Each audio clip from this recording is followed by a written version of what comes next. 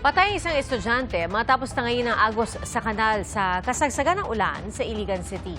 May naitala namang pagbaha at pagguho ng lupa sa ilang probinsya dahil sa masamang panahon. Ating saksihan.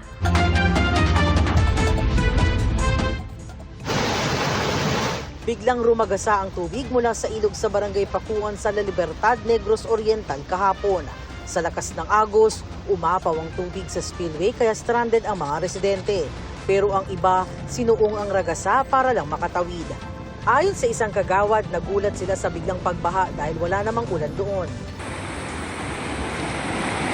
Wala ring ulan pero lumakas din ang agos sa Kalaksaan River sa lungsod ng Gihulngan. Sa Iligan City, wala nang buhay ng matagpuan ang estudyanteng 9 na taong gulang sa barangay Tubod kanina. Matapos siyang mawala ng maanod ng tubig sa gitna ng pag-ulan kahapon. Ayon sa kanyang guro, pauwi na ang estudyante nang mangyari ang insidente. Sabi ng ilang residente, nadulas at nahulog sa kanilang bata pero hindi siya agad nasagip. Nagmistulang ilog naman ang ilang kalsada sa barangay Caridad sa Lambayong Sultan Kudarat dahil sa pagbaha.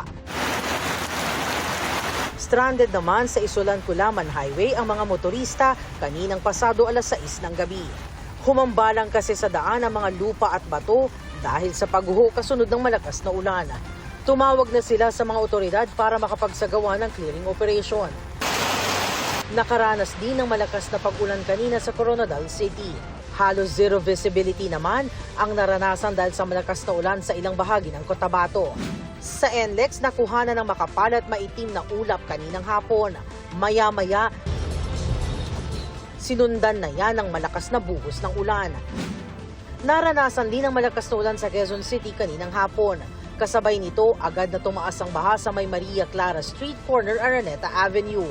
Naperwisyo roon ang mga pedestrian at mga motorista na ang ilan ay di nakausad sa takot na tumirik ang sasakyan. Ang iba naman, lakas loob ng nilusong ang baha. Umabot ang mahigit 1 oras bago tuluyang humupa ang tubig sa kalsada. Ayon sa Pag-asa, na-dissipate o nalusaw na ang binabantayang low pressure area malapit sa Quezon Province kahapon.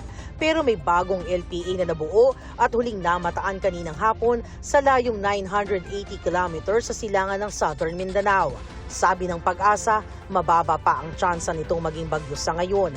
Pero lalapit o tatawid ito sa Eastern Visayas o Northern Mindanao simula sa weekend. Ngayon pa lang ramdam na ang epekto ng buntot o trough nito sa ilang bahagi ng Visayas at Mindanao. Para sa GMA Integrated News, ako si Jamie Santos, ang inyong saksi. Mga kapuso, maging una sa saksi. Mag-subscribe sa GMA Integrated News sa YouTube para sa iba't ibang balita.